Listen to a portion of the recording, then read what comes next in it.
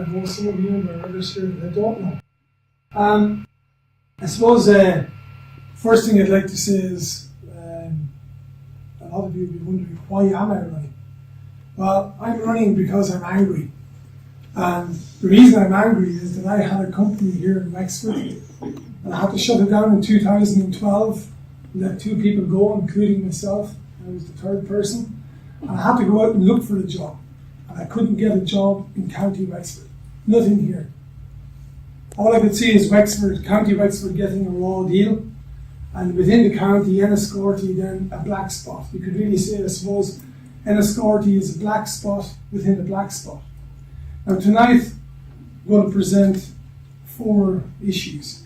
Now it's not an exhaustive list. That's what tonight is about. I suppose tonight is about listening as well, on what issues you raise, and maybe these are the issues I will bring up then for the local elections. But 4 main issues tonight. Actually, the first picture there, if you just go back, Dave, I became one of these people in 2012. That's a picture here just outside Gorey. That was taken on the 4th of January during the holiday period. And people parking up, and car sharing, or carpooling as they call it, to go to Dublin. If you go up above Bunclody onto the M9 outside Carlow, there's another car park there. There's one in Ballycarney. At the moment, I'm living in the south of the county. I come from Davidstown, 3 miles out the road. This is my local. But at 5:30 in the morning, all the drain starts, a drain of Wexford people draining out of the county, as you could say, all going to Dublin, all going to Waterford. At 8 o'clock, it gets very quiet on the road. So everybody's leaving 5:30 to 7:30 and going to Waterford. It's even earlier then for them going to Dublin. So 4 issues we'll cover tonight. Not in this order. We'll kick off at education, job creation, they link in with each other. And then Rosslare Port is a case in point. John mentioned it earlier. And we'll finish up with mental health. But they all tie in well together. And hopefully that'll be evident by the end of the presentation. Just to kick off in education, I suppose what brought it to my attention it was a couple of years ago when St. Senan's was suggested that it could be turned into a university campus. The main driver for that was Tom Kelly here, he's sitting over there tonight from Ger. And at the time it got some attention, but then I suppose it became derailed when it said it was going to be a technological or an Institute of Technology campus out near the racecourse in Wexford town. But then that fell through, and then the St. Senan's then was a dead duck in the water by that stage as well, and we're back to square one with only a limited campus down in Wexford in the St. Peter's, St. Peter's campus, which is part of Carlow IT. But you may ask, why are we looking for a university? Would anyone like to suggest why a university is so important? Tom, you're not allowed to answer that. To keep the youth in the county. Yes, certainly a key one. To attract business? Yeah, that's the key one. And it's a certain type of business that a university attracts. And that's really got to do with IDA and the IDA jobs. The average wage for an IDA job a couple of years ago was €49,000. Can I give you another answer to that while you're on it? Yeah. People asked us that question when we were campaigning for a university in Wexford, are you not satisfied with the Institute of Technology? And the answer was no, we're not, nor should we be. The essential difference between a university and an Institute of Technology, they both award degrees under the Higher Education Authority. However, the university can, by law, borrow money for development and research from the European Investment Bank at very low interest rates. An Institute of Technology cannot. So therefore, an industry that's looking at a 3rd level will always gravitate towards the university because they're interested in research and development, and they know that university can borrow that money to do the research and development. So that's a huge difference. Sorry, Ger, to interrupt. No, that's great. And afterwards as well, Tom, if you wouldn't mind, during the questions and answers, answering questions specifically in education would be great. But the average wage of an IDA job a couple of years ago was €49,000. So at this stage now it's over €50,000. So they're the jobs that will benefit the local Wexford economy the most. And as Don mentioned here, it'll keep young people around, adding to the economy. Now the cost of a young person in college, it's increasing at nearly 8% per annum. So way above inflation. So that's a benefit to everyone else's economy that has a third level college. So we want those IDA jobs. As Tom gave the reason, that's why these foreign direct investments or FDI jobs will come to where a university is. So this Southeast University is critical for Wexford, critical for the Southeast, but essentially Wexford really needs it. We don't have any third level representation at the moment. And we really need, we're in the Southeast, we've got the greatest population, and we're the one without a third level representation, and we really need the university. So we'll touch more on the IDA jobs in a while, and the university again. But just one other area that's been highlighted where there's a real lack of investment and a lack of I suppose, people to fill these roles, and that's apprenticeships.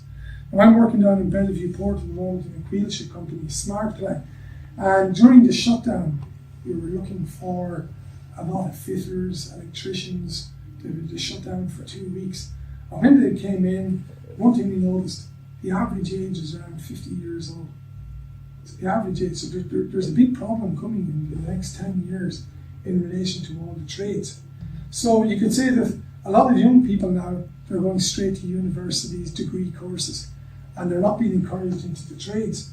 Also, the people say in the late 20s, 30s, they've all immigrated, they've all gone off abroad, and they're not coming back. We won't go into detail in it now, but I was reading the paper 10 days ago, and one point that was made that a lot of people can't come back. For example, people coming back are getting insurance quotes for €5,000 for private car insurance because they're out of the country 7 and 8 years, and they're coming back in and they're being hit. They can't buy a house. It's one thing that the houses are dear, but the houses aren't there to buy. They're not there to rent either. So I'm renting it, part of the housing crisis, you could say. So these are real issues. So I looked up the apprenticeships, and I got a list of, there's 40 apprenticeships at the moment, which is great. It's great to see it. They're going to be rolled out by third level institutions. There's another 30 on the way, and they are addressing some of the key areas where we need job creation, and there's a shortage of it as well, a shortage of people to fill these roles. But David, if you just, you can see the apprenticeship on the left. If you just look at the coordinating provider here, and scroll down there through that, and go on to the next page as well. You can go down and maybe if somebody could say what strikes you about the coordinating provider. Keep going. Go to the next page. And go over to the right then, and this proposed coordinating provider again. Keep going. Does anything jump out at you there? IT. Yeah, that's one thing, yeah. There's none of them in Wexford. Yeah. So we haven't got a university, can't get degree courses, and you'd say, well, look, surely they'll give us apprenticeships. A lot of plumbers, a lot of electricians. We're very much construction based, and again, we're getting a raw deal. So when it comes to education, we're bottom of the pile on every statistic, and it's not going to change. 70 courses that will be run now within the next 2 years, none of them in Wexford. So our youth all leaving. David, you're in college at the moment. Where are you in college? In Carroll. Okay. Where's your other brother go to college? Limerick. 2 brothers. And your brother? Paris. Paris. And your sister, where is she now? Dublin. Oh, yeah. Youth gone out the door. It explains why Wexford, Southeast, has the lowest number of 20 to 45-year-olds in the country.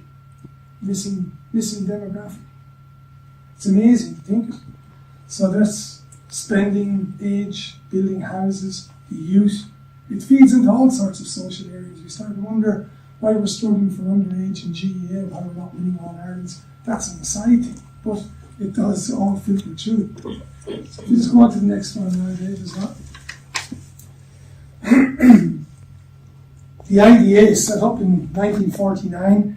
In 1994, they were specifically given the focus of bringing in foreign direct investment jobs. These are the jobs Tom referred to, where they'll go after the research and development, they'll go after the well-educated graduates. They're the well-paying jobs. So in 1994, they were given a real mandate to go after these jobs and bring them into the country. And they've succeeded. The one thing they haven't done is they haven't succeeded in bringing them to the southeast. But when it comes to the southeast, we're the poor nation again. Wexford is getting the raw deal, even within the area it's getting the raw deal. And then Enniscorthy specifically, again, is the black spot within the black spot. Just to give you some statistics, 2017, 20,000 jobs. They said in 2018, the statistics aren't out yet. It's going to be greater than 20,000 jobs, and this year is going to be even better again. But if you look at Wexford, we basically don't have them. So when I was looking back at all questions and the press releases, I saw the statistics that were given when the Minister for Jobs and Enterprise were being interrogated in 2011. And they said, oh, look, there's 2,300 jobs in Wexford in 2011. So I saw the latest press release from Heather Humphreys, and she said there's 2,948, 3,000 jobs. So in 6 years, 7 years, because they're last year's figures, we've got 600 jobs, 90 jobs a year. Nothing. Pro rata, we should be getting 12%, we 3% of the population. Sorry, we should be getting 1,200 jobs. Let's call it 1,000. And we're getting 90. So we don't figure. Now, what's interesting, if you go on, next slide, please, David.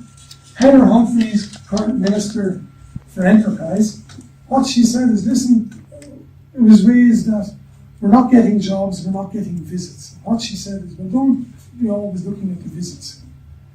Because Wexford doesn't figure when it comes to visits either. The southeast is suffering.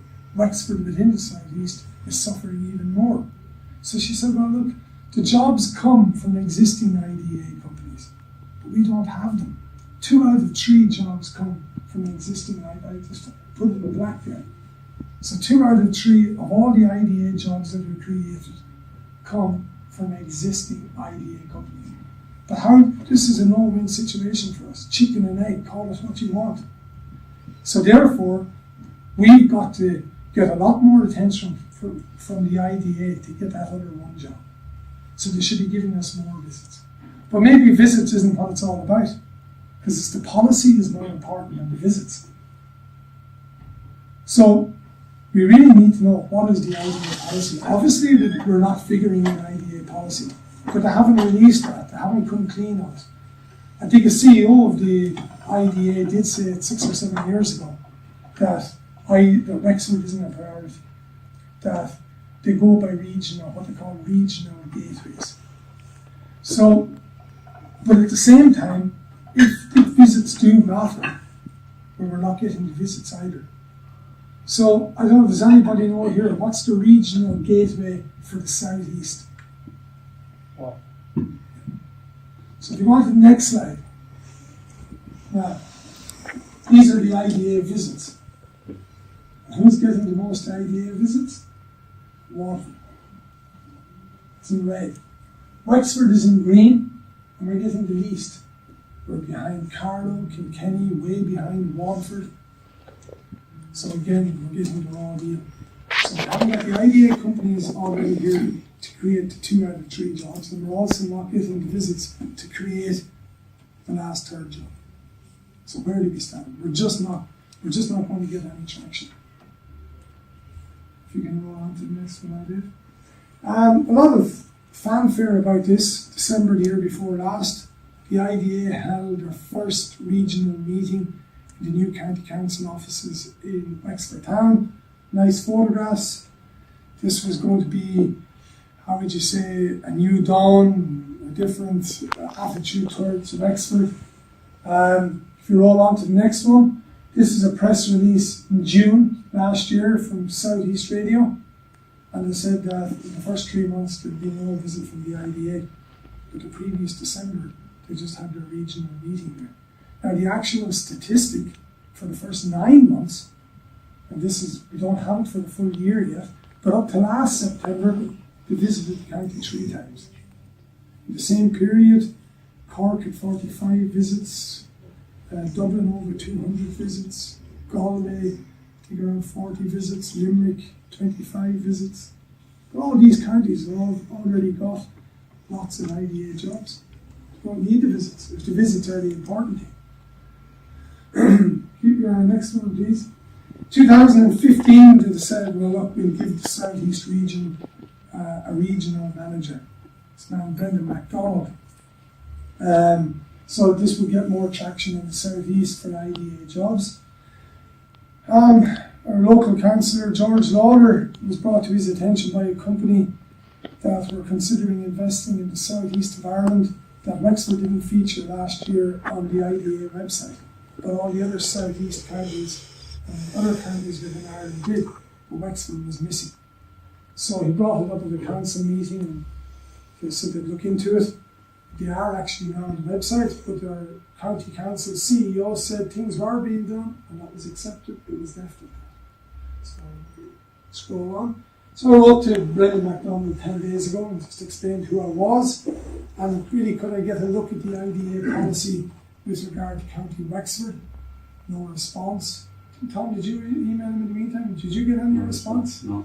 Tom would carry more weight to really within the county, be better known in these circles, but so you didn't get responded to either. Okay, so I told him I was working down in Waterford and I'd call in for a chat, but no response. Go again. So one thing that did come to mind and did happen before Christmas was Sam Macaulay's, a Wexford company, announced that they were leaving Wexford and going to Dublin, out around City West. Various reasons. I just took out what the CEO of Macaulay said.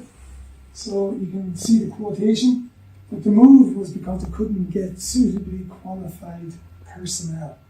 And he quoted, "We need to find a team of online marketers and we are struggling to recruit people locally." So they're leaving. So it's one thing that you're trying to check companies in, but if you've got Wexford companies, born and bred, kicked off in Wexford, and they're leaving because they can't get suitably qualified talent from a third level institution. Well, it leaves a lot of questions to be answered. Brendan Howland said that he requested a meeting and he came out of the meeting and said that it was a productive meeting. Well, that's not what we'd expect from our elected representatives. And certainly not a TD and a former minister. You can't go into a meeting, come out and say, well, they're still leaving, but it was a productive meeting. This is just from the census, and it shows you that where we've got the least number of 20 to 45 year olds. So you can see the blue here. So everywhere else we've got old people and young people, but in between the 20 to 45 year olds are missing. So they go off to college. The statistic looked into a couple of years ago, only 1 in 5 will ever retire. So it's a brain drain. Basically, they're going off supporting the economies of other counties and never coming back. There's nothing here. Like myself in 2012, there was no job within Wexford that I could go for. It was available. Still isn't. We can see here why education is important, especially third level education. The difference between a degree and someone who doesn't go, who say finishes at leaving cert is €20,000. So the household disposable income is there. If we're better educated graduates. We'll move on now to Rosslare Port is probably the next one. Education again, you can see here just universities. The gap is growing between universities and the ITs. More people going to universities. We don't have a university. It's really critical, this university issue. So, just briefly on now to Rosslare Port. Case in point. Rosslare Port, you can say 30 years ago, Dublin Port used to have about half the unitized freight. Roll on, roll off. load on, load off containers. Group it together, it's called unitised freight. But Dublin Port got a massive injection of investment into the port facilities, ships, handling facilities, the port itself, the land, and all the infrastructure around it. If you think of the M50, the port tunnel, all these efforts that were made to promote it, warehousing, etc. And in the same time, Rosslare got virtually it. So now Dublin basically handles all the freight for Ireland. It does 85%. So it's gone from half to the majority. And so you can see that here, Dublin is the brown one. But with the onset of Brexit, and John made a reference to this, considering that 2/3 of the freight that goes through Dublin uses the land bridge, and now they're saying that Dover can't handle any queues, that there's going to be massive import inspections, export inspections. But we could have done all that. Develop Wexford. Take the risk out of it. There's reclaimed land in Rosslare. It's there, it's cheaper to build warehousing, etc. And develop a direct line to mainland Europe and avoid any risk with going through the land bridge to Europe. It makes perfect sense, but yet what are we hearing before Christmas? Irish ferries leaving, you're saying for 1 year. We believe that when we see it. I can't ever see it, or people are saying they'll never come back with the direct route to France. So that really ties up, I mean, it's just a missed opportunity with Rosslare and beggars belief. It just does not make sense why the government are investing in it in such a critical time. So now, look, I'll be open for questions and answers. That wraps it up. But certainly the mental health issue, and just to why that ties into it, it's been shown that people who are better educated, better opportunities, better jobs, they're happier family life, less marriage breakup, and it all adds to better mental health. So here in Wexford, we've got one of the highest suicide rates in the country. But if we, even by addressing the education, which leads on to better job opportunities, etc., you're actually addressing the mental health issue. But my bookkeeper I use rang me last week. I was down in Limerick on a tour of Ireland across here with the ESB. And he rang me, and I thought he was ringing me about my books, and he said, no. He said, look, if you're entering into politics, will you look into the whole area of mental health with children? His 4 children, wife is at home full time. He's the breadwinner. They have a 5-year-old girl. She wouldn't put on socks. He can't get anywhere with her. The teacher in school said she's not learning. She's got behavioural issues. So they said they'd get her assessed. They went into the public health system, and they said there's a 3-year waiting list for an assessment. So you have to go private. Paid €730 for the private assessment, and she was diagnosed with autism and attention deficit disorder. So they said, look, she's going to need OT. I believe there are, but the closest he was given a referral to is an OT in Greystones and one in Blackrock. So he also told me he rang in the meantime, later last week, he rang the private consultant, got through to the secretary and said, look, can I just chat to him and say, well, what treatment should we be doing in the meantime, or, specific to the child? And she said, no, you can't talk to the consultant. You can come back for another assessment for an appointment in 3 months' time, another €730.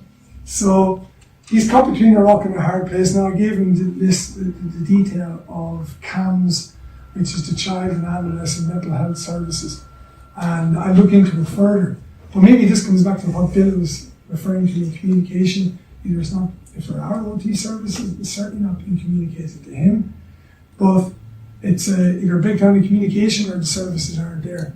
Now we look into it further. So hopefully that's giving you an idea of what I'm standing for, issues pertaining to Enniscorthy and County Wexford, and it'd be good now to get some feedback as well now during the questions and answers session, maybe about some other issues we should be looking at. Thank you very much.